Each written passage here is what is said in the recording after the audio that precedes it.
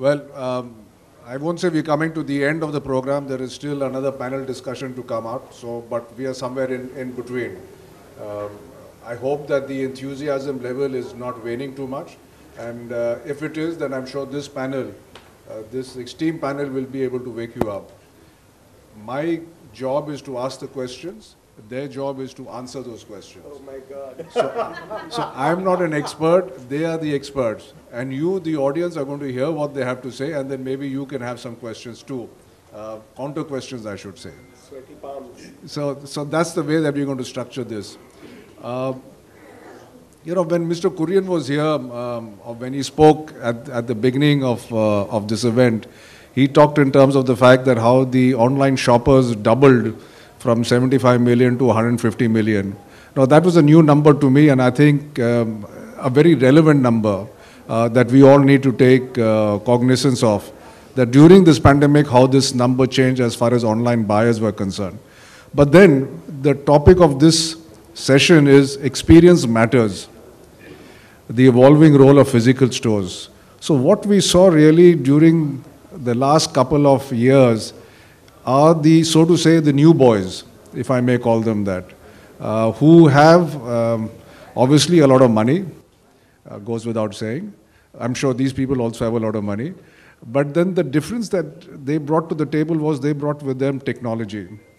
And I think that was the differentiating factor which sort of got them to succeed, especially during the pandemic, where people were in a lockdown situation, where they were not able to go to stores, where stores were not able to service them, and hence they were able to sort of leverage and build upon the pandemic, which today is no longer a pandemic, which now today is called an endemic, meaning it's here to stay. So I think all of us need to get used to the fact that this is not going away anywhere. This is here to stay. It will constantly mutate, and hopefully with the mutation, we also get stronger. Absolutely. And we will be able to handle it a little better. I think my mic is gone. Mic is gone again.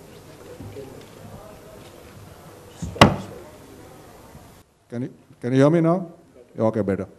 So this is here to stay, and I think with this stay as far as the virus is concerned, I think human behavior has changed forever. Human behavior has got used to buying and selling in a slightly different fashion to the one that they were used to earlier. A lot of this buying behavior is here to stay. Few of it may go back to the original, but I think that the experience that we have had as buyers and sellers is there to stay. The people talked about online channels, people talked about omni-channels, people talked about evolving malls and the branding of malls, etc. So there's a lot of change which has happened in a very short period of time. But this is where we have got to build upon it. And on this panel, we have very experienced people, and that is why they have been selected for this topic, which says experience matters, the evolving role of physical stores. So the physical stores are going to evolve. How they're going to evolve is the question.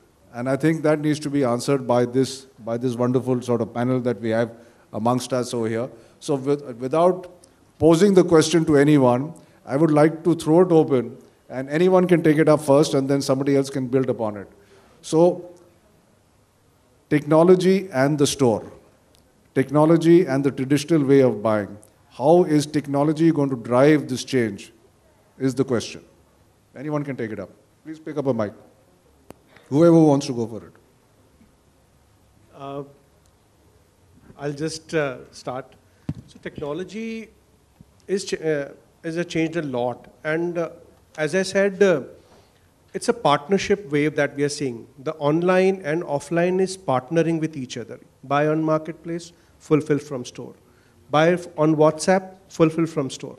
Buy from one store, fulfill from another store. All the speakers have talked about that.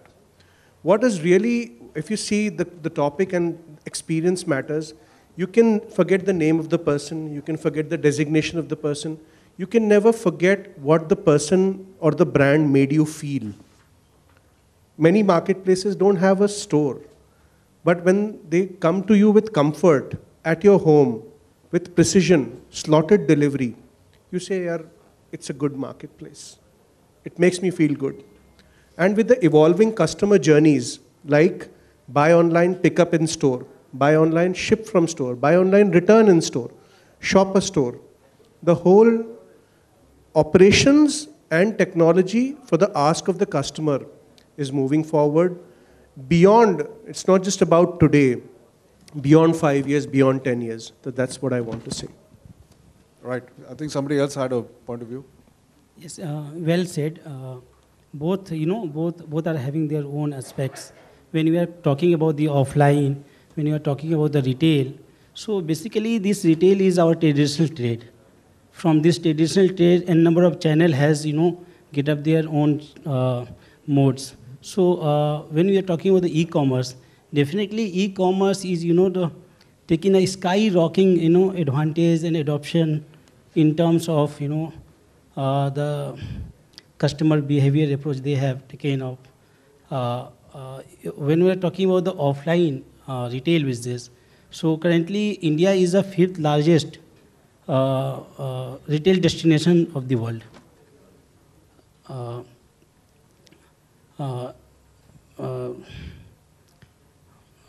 There are different advantages.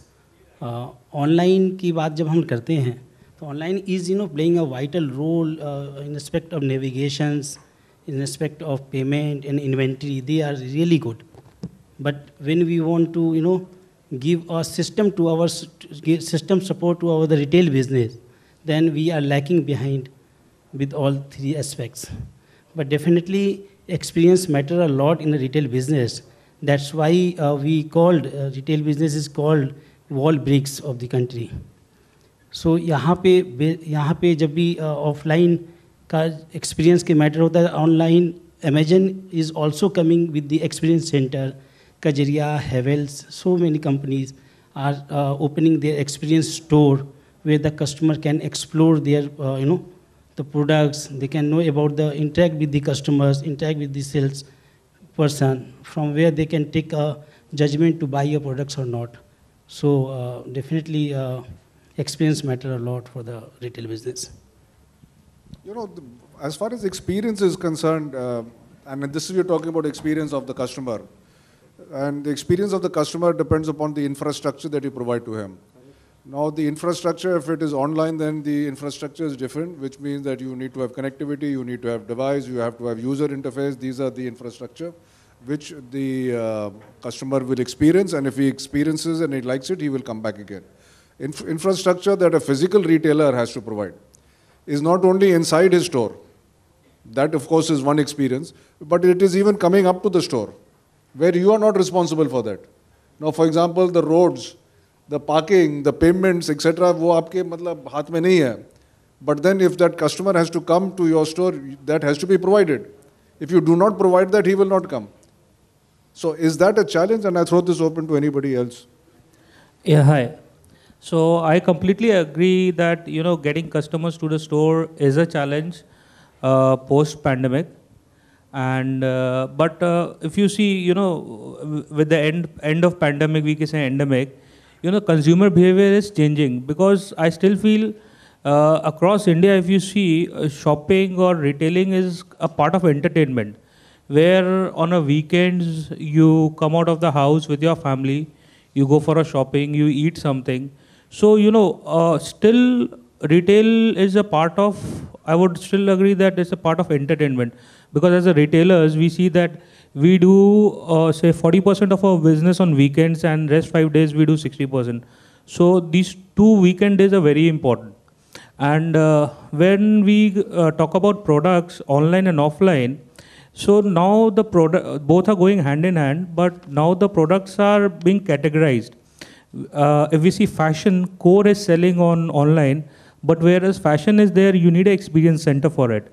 You need to experience the size, the fit. So every brand has a different size, different pattern, different look, different color. So there's no standardization in products.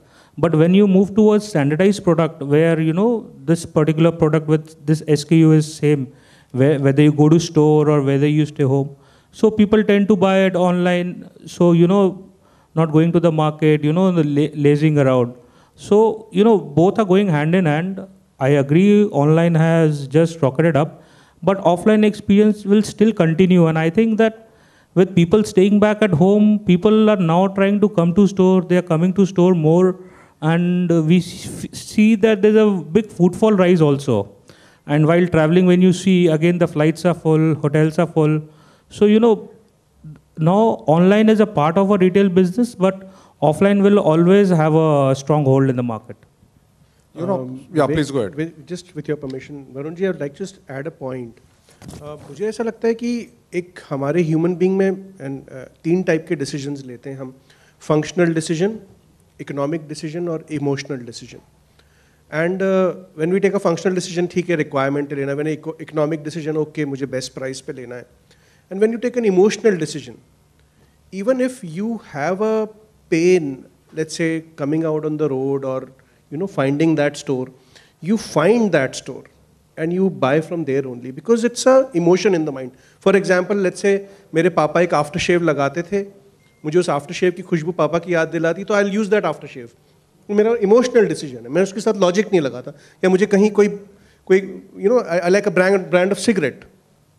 तो ये experience of various channels, as Vivek said, it could be online, it could be offline, and very rightly said by you, यदि वो brand वो experience दे पाता है, यदि वो emotionally connect कर पाता है, so consumer channel ढूंढ लेगा. And if you can give that infrastructure, all the more, it's fantastic. You want to say something? No, I just wanted to add to, but please go ahead. Okay, you will. So he's giving me the chance to say something, though I said I'll only ask questions. I was reminded, this was about 10 years ago, and there was a car called Reva, electric car, which has now been bought over by Mahindra. But at that point of time, it was still owned by the Maini family, and they would make these cars in Bangalore. And they would supply to you in 2,000 different colors.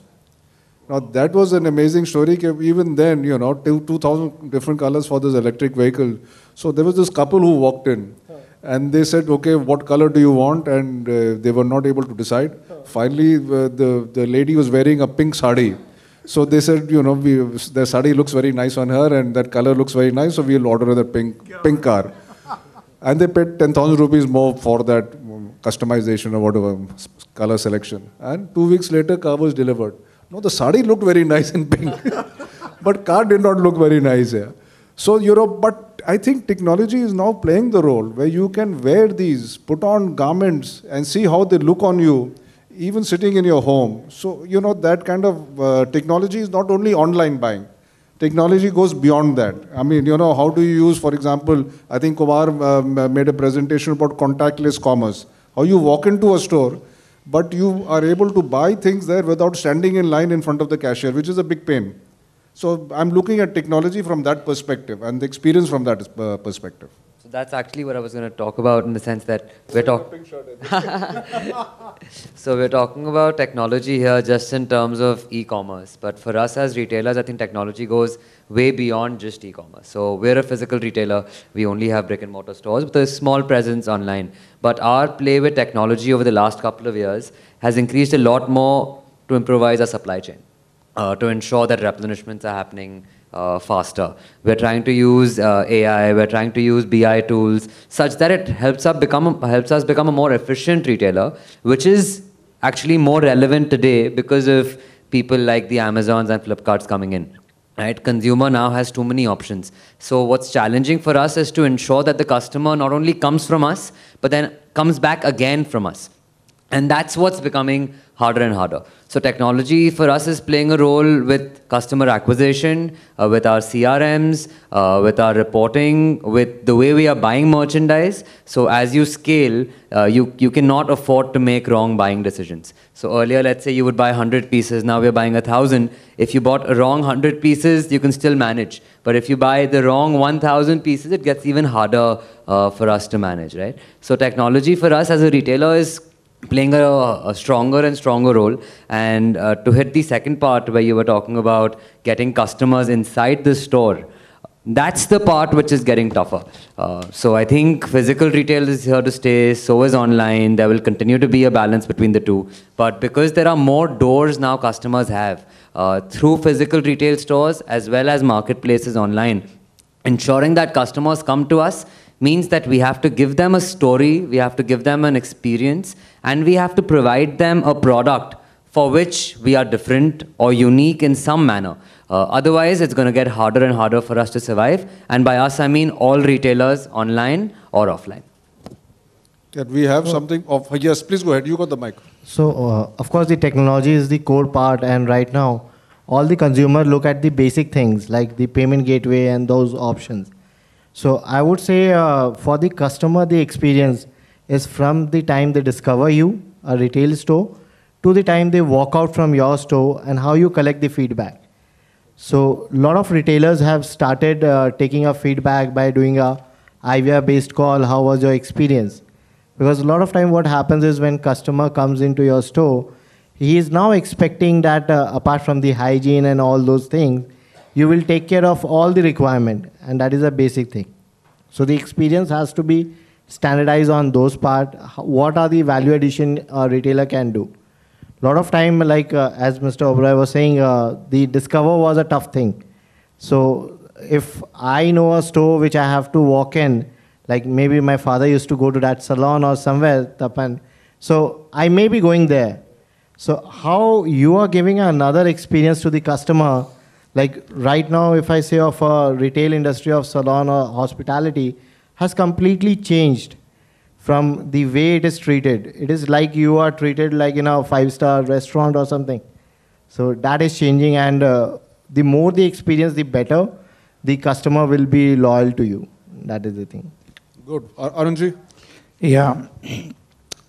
See, we are looking mainly, the topic where we're looking at is the challenge faced by physical stores. Because if the online has grown, it has to be, if the market has not grown that much, it has to be on cost of somebody. And that somebody has to be the physical store. Whereas the cost of the physical stores won't be changing. The rents won't be going down, they'll be going escalating. Every cost, the people, the advertising, everything keeps going up. So with our experience and use the technology, how we make the physical stores more viable and why the people will have to visit the store to make something USP like that, so that we can bring in people. That part needs to be, something better than the online experience, if we can think of. So we can adapt the technology. See, I am basically from the furniture industry. So our product is from furniture, decor, or things like that.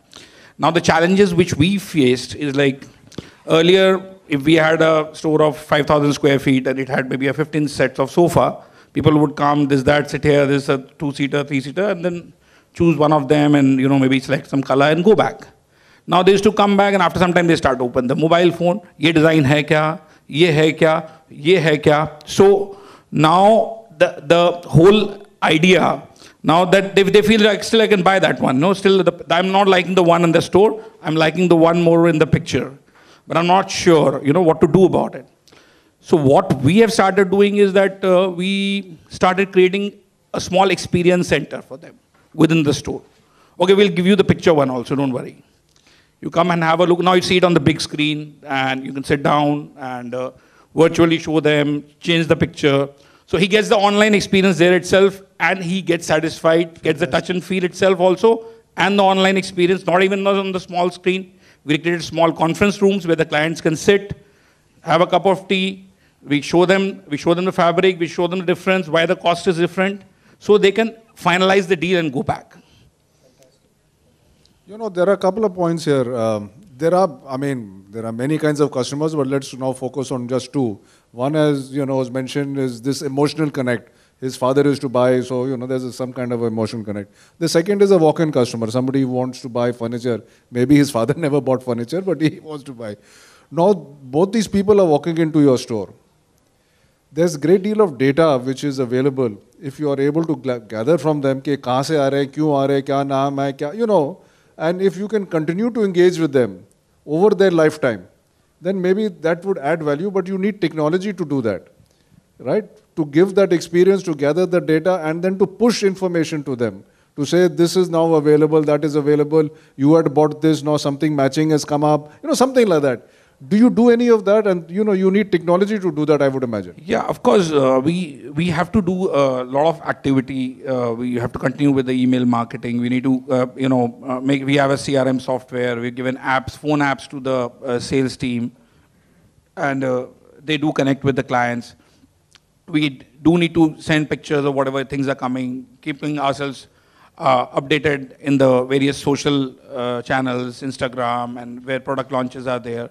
So we do have to, the physical store cannot be like that, like we are like some illiterate people and we'll be sitting in the store and waiting for the client. Like those are different, we're different untouchables online. So it has to be together, but you have to make the people understand the value of the physical, experience. And whatever he's missing out during that physical, the huge options which are available online, along with that personalized touch, a person's phone number, a little support, that if we can add that, that could be the way you can retain our customers.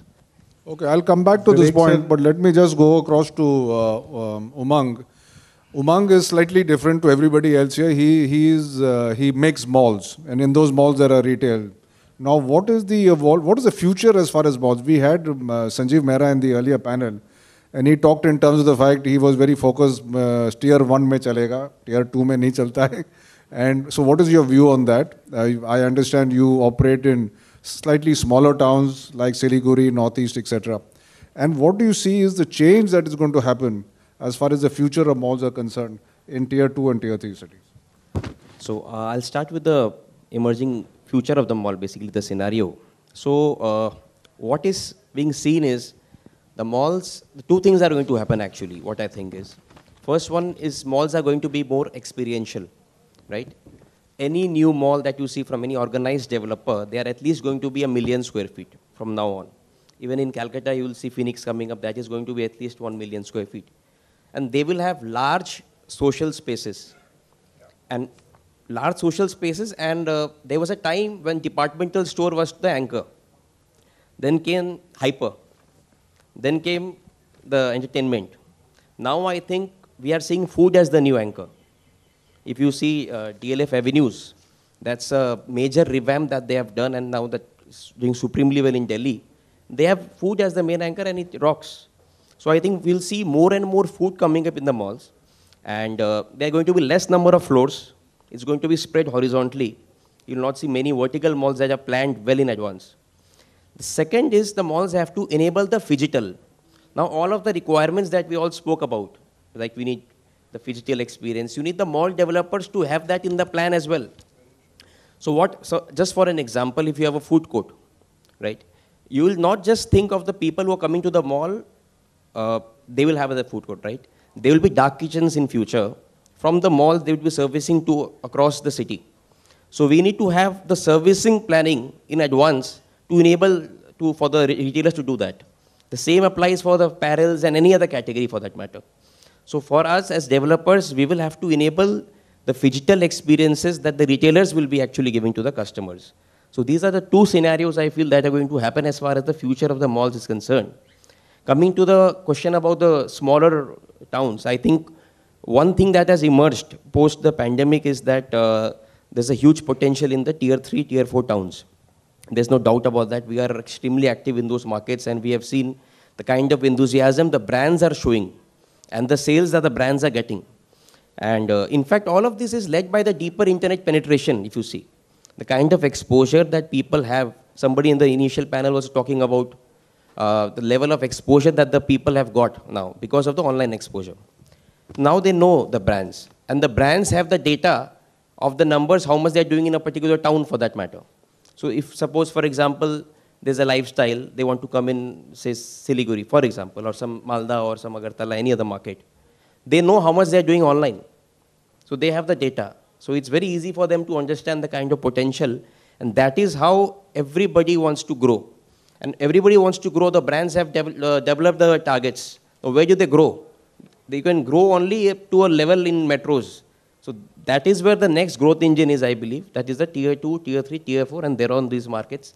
There's a very big scope out there. And already a lot of action is happening there. One other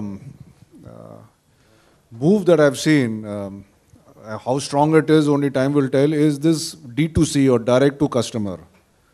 And especially as far as emerging brands are concerned, they're taking to this in a big way. Even the more established brands like ITC and Hindustan Lever, etc., are looking at in terms of how they can reduce cost and how they can reduce their working capital by doing direct to customer, building upon the brand. So we are talking about fulfillment centers near the customer, and of course the factory pushing it there and doing away with the wholesaler, distributor, etc., retailer also. So what is your take on that? And I'll throw this open to anybody who would like to answer this. What is the impact of D2C? Do you take it as a threat?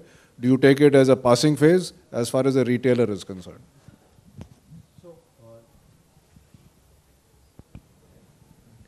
To answer that, the example you have said of ITC, all the products are available across India on all the major tier 3, tier 4 places. But for a brand like them to go to D2C, where they're making a big revenue also on the numbers front. So there are a lot of other brands like FMCG or apparel brands. They're looking at that option because right now when they go into any marketplace like Big Basket or Grofers, they can buy an N number of products. But for a brand, if you look at to sell their whole product range, which they can have a monopoly kind of thing, that is a better option to reach out to customer directly. So I was speaking to one of the client, and they are from the marketplace like Grofers. They have a startup. So their major revenue is not only selling the product, but if they can market out any brand and sell out them on their database, that is a major thing. So that has been one of the aspect which brand is looking at to go for D2C.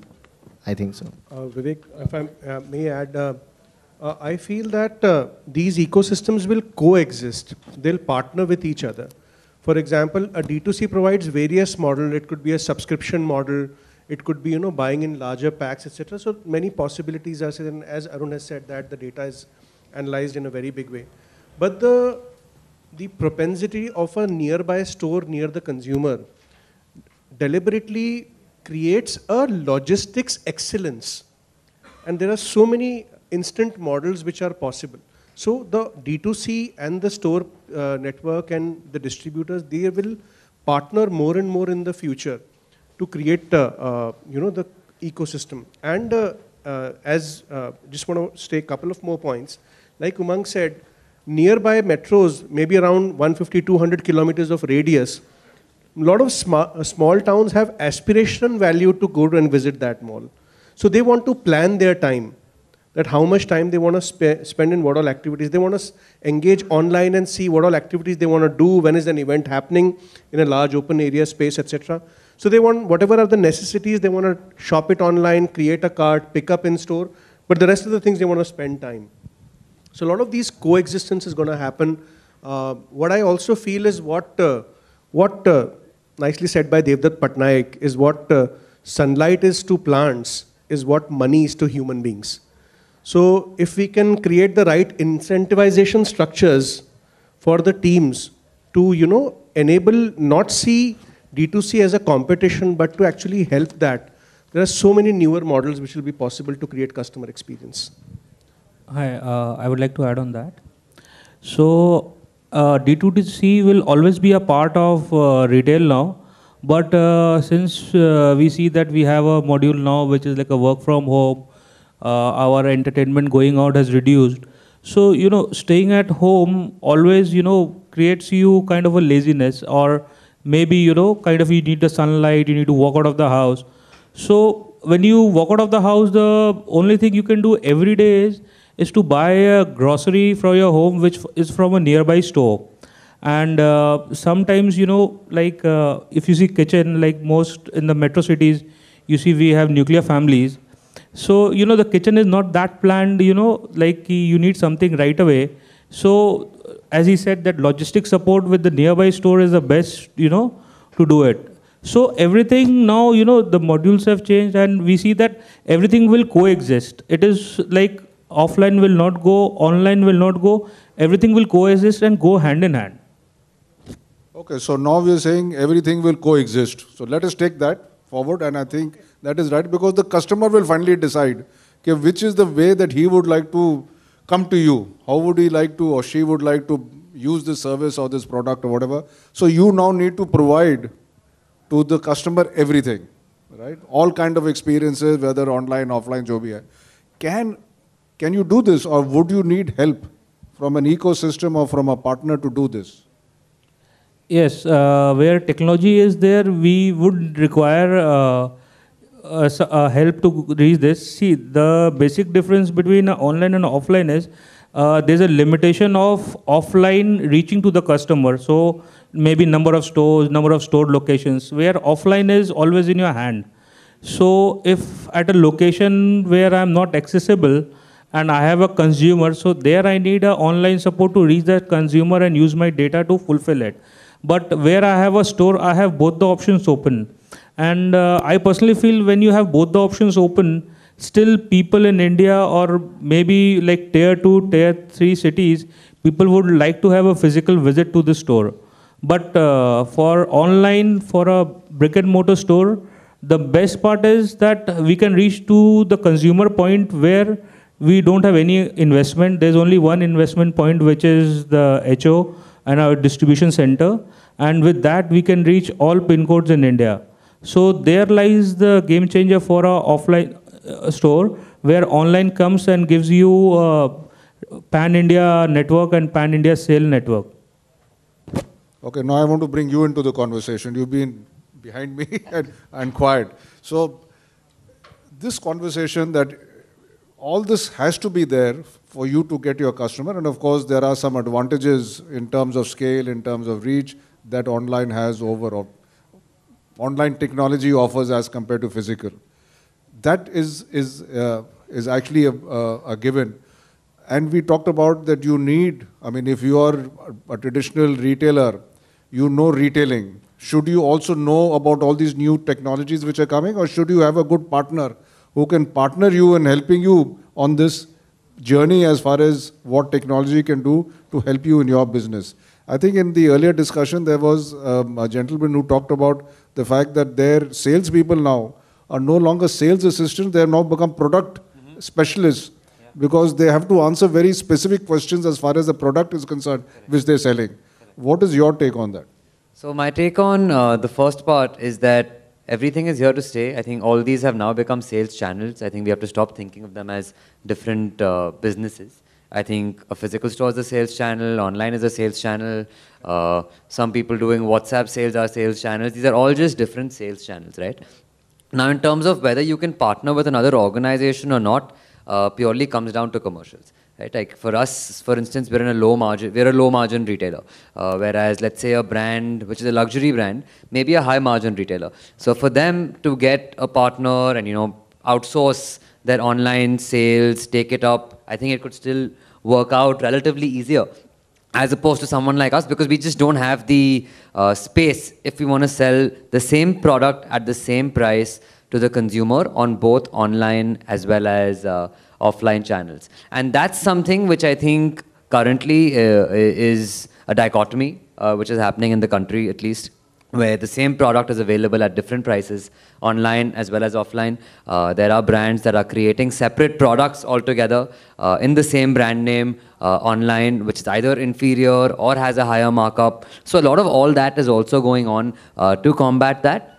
But whether we partner with another organization or we get talent in to our organization, I think as traditional retailers, we definitely need talent, individuals, organizations who can help us achieve the same level of sales and success online as opposed to offline. If I feel that tomorrow onwards I start my own marketplace or I start my own online website and I'm going to be as successful, probably not. But if I could get someone else in who has done that before, whether he or she joins my organization or I partner in, I think the chances of success are definitely higher.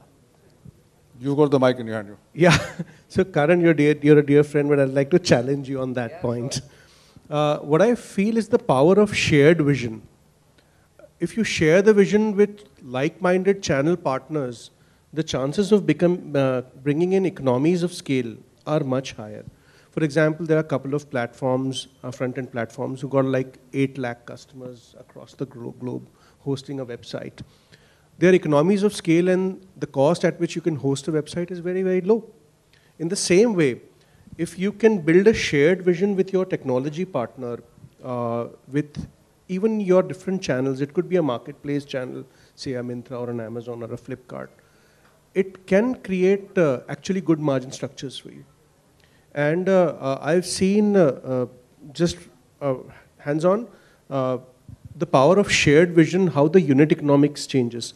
So I think so, I would say that maybe margin is something which we can analyze and look at later, but see if through a shared vision, we can either front load the money or top load the money and play at that level. That was my thought process. You know, when I see technology, maybe 10 years, and I'm again giving an answer rather than asking a question, but then it will lead to a question. I see 10 years from now, everybody will have to be technology enabled, technology literate. Otherwise, you will not be able to do whatever business that you're doing. But in the 10-year period, is there if you're not there, should you fall behind? Or should you be able to work with a partner who brings that in obviously he's not part of your business and he is part of technology, and where his core is technology, which is what he's bringing in. And as he talked about shared vision, etc. So on a longer term horizon, he concentrates on what he's doing and good at, and you concentrate on what you're doing at, but the two of you are working together to give the outcome to the customer. That is really the way that, I see this happening. Same. And what I would really know, and all of us know, is business, the way we started, is finding a need and filling it. Now, जहाँ audience move हो गई, हम भी move हो गए. वो इस बाजार में जाती, हम उधर चले जाते. वो online चले गई, हम online चले गए. वो marketplace पे जा रही, हम marketplace पे जाएंगे. It's all about finding the need and filling it. वहाँ पे वो channel हमको समझ में नहीं आता. उस channel का एक like-minded बंदा ढूंढो, shared vision बनता है, साथ में काम करते हैं. थोड़ा वो खाएगा, थोड़ा हम खाएंगे, as it is. Okay, my next question. Sorry, like please. Add a point. You have rightly said, Tapan. If you look at the app companies, cab, the technology has taken up the business. Even if you have a 10,000 or 50,000 cabs, but now Uber, Ola, or any companies have changed the way the business is done. So technology is, of course, a great part. Anyone who is looking at scaling up the business, because might be you are good at warehouse, stocking, or maybe a manufacturer. But if you don't know the technology, you cannot give the customer the right experience that they are looking at. And if your technology or the experience is not good, the customer will move to someone else. So it's better to partner up and scale it up to a level. Okay, so my question now is, there is this company, I think it's Canada-based, called Shopify. How many of you have used it, and what has been your experience? Because that is some kind of a partnership, right? Yeah. You have? Yes. Okay, go ahead. Shopify, Magento, or it could be Salesforce, various platforms. And the more number of successful websites they make, the cheaper it becomes. And they have various service packages. The whole play is, there are a couple of pillars. For example, cloud technology. Before independence, suppose मुझे एक steel plant डालना है, उसके साथ मुझे power plant डालना था. क्यों? क्योंकि इलेक्ट्रिसिटी एज अ क्लाउड नहीं थी, पे बाय यूज. जितनी इलेक्ट्रिसिटी की मीटर देखा, पे कर दिया. जब सेम चीज आईटी टेक्नोलॉजी में लगी, that you can pay by use, कितना आपने जो सॉफ्टवेयर का फीचर यूज किया, जितना स्टोरेज यूज किया, उसका पैसा दे दो. That came into IT. That what emerged for a lot of cloud players. It could be AWS, it could be Shopify, and their expertise creates a lot of benefits for lot many players. Also, the skills available are uniform because these are global players. So uniform skills are available across anybody. So I think so we should be using all these technology plans as well. So, but it's more than that, right? Like what the beauty of Shopify is the ease to use that it has, right? Like how easy it is to use. It's about having... It's not so easy. No, but what I mean to say is that it's as a platform. Let's say 10 years ago, if you had to create your own website as an e-commerce site, you would have to have some kind of expertise with a platform. Whereas now with a Shopify or a Magento or thousands of these now, there is some sort of a plug and play which works in, right? So that's the beauty which I feel 100%. For any of these platforms. Now what you have to plug in further is, yes, you need to do some digital marketing with it, which again you can fit into it. You need to have some kind of an inventory management system with it. So the beauty of all this is the plug and play and the ease to use in that manner. 100%. Not in terms of the technology itself, but how easy it is. If I want to start an online marketplace today, it may not take me more than a few days, just in terms of if I want to get some inventory uploaded. And that's great when it comes to any of these platforms. This takes me back 20 years ago when we implemented SAP in Tata Steel. That long ago that it was introduced. Till then, Tata Steel had a department which would write code, which make its own IT system, a bespoke system for Tata Steel. Yeah. And we had TCS obviously helping us. And that took many years. Yeah. Till such time as we came across this ERP called SAP, and we said there's a possibility of a plug and play, as you call it. And they have some good practices. Of course, we have to customize it, configure it to meet our requirement. It wasn't an easy story to go through, but it was much better and much faster than to go for to building your own. So Arunji, can I bring you in now? You are in the furniture business. Yes, sir. So tell us more about the furniture business. What are your challenges and how you, with your experience, are able to take on the might of, what is it, Urban Ladder and Pepper Fry? Kya hai isme?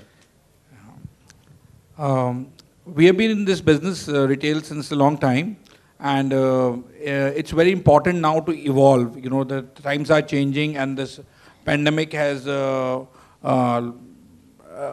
made us, think a lot and make a lot of changes into the system. We have added a lot of customization experience for the client, because every square inch of your space is very expensive today and everybody wants to use it. So these kind of a few experiences we have added where, to counter this kind of a feeling, because earlier it used to be like a fixed size denomination, ready furniture, but people have a tendency that, you want to use every this space, that space. So we started giving more as customized solutions, and that has given us an edge. And then along with that, as I told you, we started creating a little bit of more experience centers. We started training our team to, give the consumer better experience, so that they don't, they want to love the experience and go for it. They don't want to go for just the virtual purchase straight away. Right, thank you. You want to say something? I think that technology is required, and I still believe channel partner is the best option, because if we are hiring, there will be always a cost constraint to us, and if we have a channel partner, yes, things would be cheaper. And right now in India, there are a lot of companies coming up with a lot of solutions. And with brick and mortar stores, now solutions are coming as multiple shop areas where, if we get a pin code somewhere from Bihar and we have a store in Patna, so we can ship it right from Patna to that location pin code in Bihar, where we save on logistics. So these kind of data analytics and these kind of deep dive is required in technology. So I think that technology channel partner is really important, who can understand your requirements. Since I belong to value retail, where our margins are on the lower side, so we have a lot of logistic issues, which stops us from enabling lot of online platform or maybe marketing it online. And another thing is, I feel, is the human behavior. So like work from home wants to go out, going out and working wants to stay back and order. So, it's a mix what I'm seeing right now.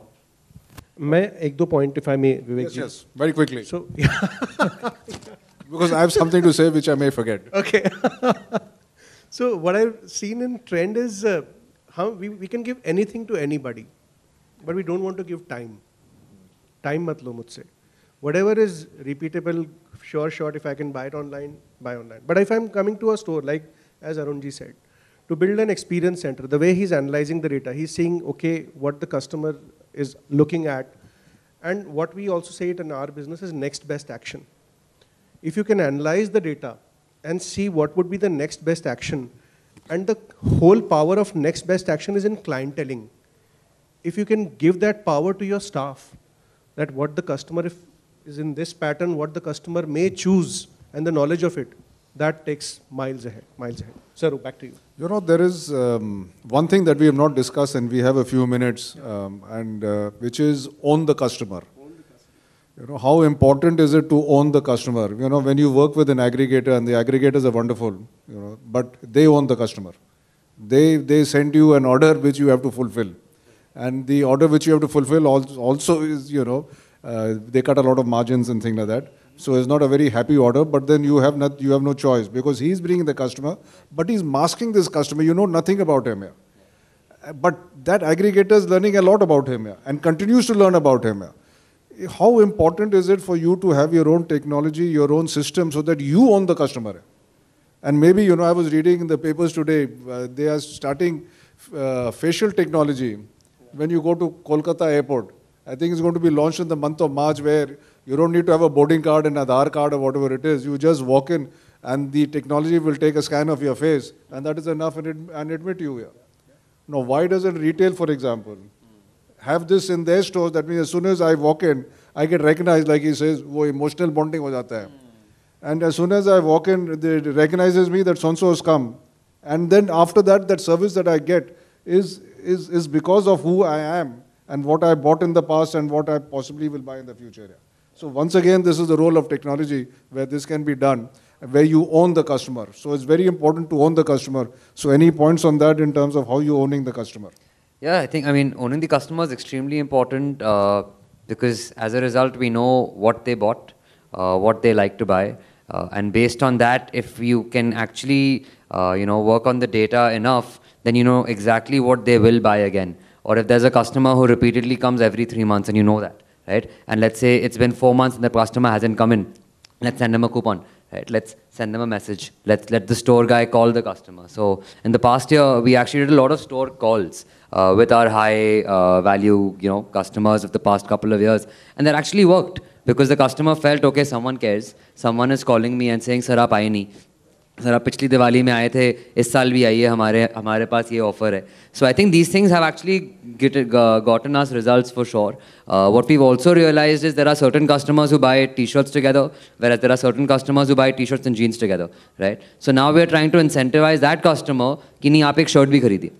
Or we're trying to incentivize that customer कि नहीं why don't you also get your wife and come and buy a sari or buy a salwar suit. So I think owning the customer and having data on what the customer is actually doing, how is the behavior changing, is extremely, extremely important. And if you can work on that, that itself can get you much better results than needing a new customer to come in. So now our focus has become, because newer customers are reducing, how can we ensure we get our old customer back and we can get more value from the same customer. So we're working a lot on the customer lifecycle value currently in our stores.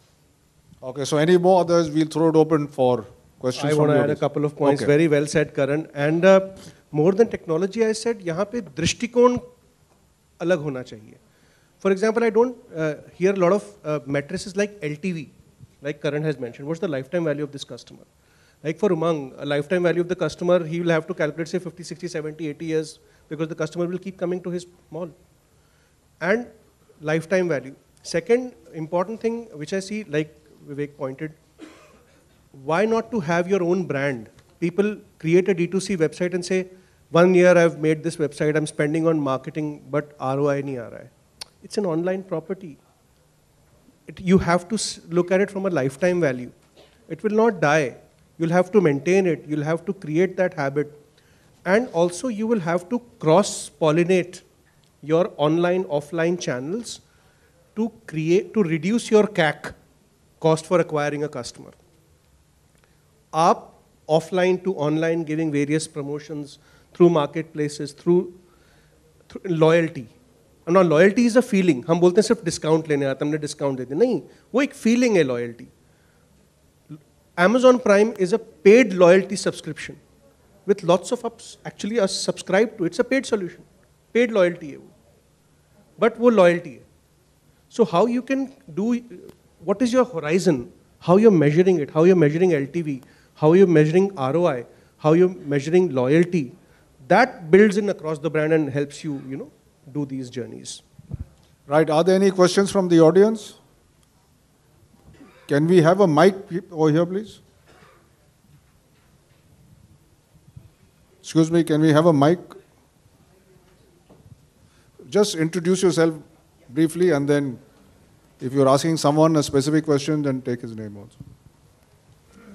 Okay, hi. I'm Ajay, and I'm a digital marketing consultant. Okay, so one very interesting topic which people discussed is that having a technology partner and the company brand. Now, first of all, you're using the word partner. So let's put out the commission. It's partner, partner is partnership. Okay, clear. Now, when it's a partnership, then if you're a well-established brand, why will you have a digital marketing person? You will partner as them. Rather, I think, I forgot your name, sorry, but you said that you will take in-house, correct? Instead, we will have in-house the person rather than partnering with him. A fresh company, they can give, partnering is equity stake. A fresh company can give an equity stake. But why would a well-established company would partner with her digital marketing firm, giving the stake of the company?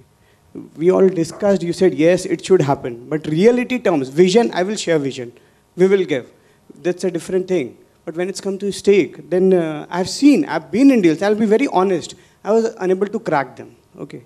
So just asking you people, how does this happen? Sure. So, I mean, I don't think any of us here, when we mentioned a digital partner, meant we are going to get a partner who's going to get a stake in the company, first of all.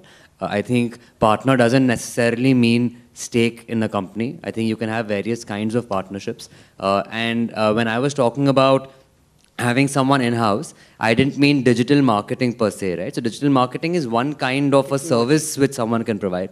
And that's something where I think if you have a qualified digital marketer, sure, do it in-house. So I foresee don't do it in-house. I do have a digital marketing partner who does take care of digital marketing for me. So I think that hopefully clarifies. You know, I've seen this as becomes the culture of a company in terms of whether they do it in-house or they have an external agent or a partner to do this. It's very much in the culture. And I've seen this culture in organizations, very large companies who will partner. And again, a same size company who will do it in-house. हम किसी से partner नहीं करेगा. As idea is good, I'll bring it in. I have a department, he'll do it. Yeah. So it depends from company to company what action they take. But these are the opportunities which are available outside. The only thing of a partnership is that you're getting somebody from outside who has various clients. And because he has various clients, he is able to reduce his cost. And not only that, he is able to be at the cutting edge of technology because he's working with various partners, clients or whatever it is. Yes. While you bring somebody in-house, he may have been very good to start with, but then he languishes and his cutting edge story sort of dip. But then everyone has his pluses and minuses and each company has to decide for itself. We'll take one more question. Thank you. Anybody else? I'll just add a point to this one. We are talking of the partners and all. For e-commerce companies, there is a big trouble that people go to add to cart and then 60% of the dropout happens. Right now in the industry, it is happening that there is an option of one-click payment option. And they store the details and you can just click and pay out. So you don't have to fill up the information like your name, address and everything. So that is a kind of a partnership that can happen. And it can save a lot of e-commerce companies to bring on the business. Because if they lose out the customer after doing all the marketing activity and gadget, technology, everything, so that is a loss. No one e-commerce would like to lose those customers. So that should be the experience of win-win for the customer as well as for the e-commerce or the retailer. I think so. Right. So now this has lit up to say time's up. So thank you very much. This has been a wonderful discussion. I hope the audience too enjoyed themselves. I would like to say something for Vivek. I have seen so many panel discussion where the moderator keeps the control. Okay, you will talk now, you will talk now, you will talk. But fantastic, fantastic panel discussion and hats off to Vivek for pulling this off very well. I enjoyed the discussion. Thank you.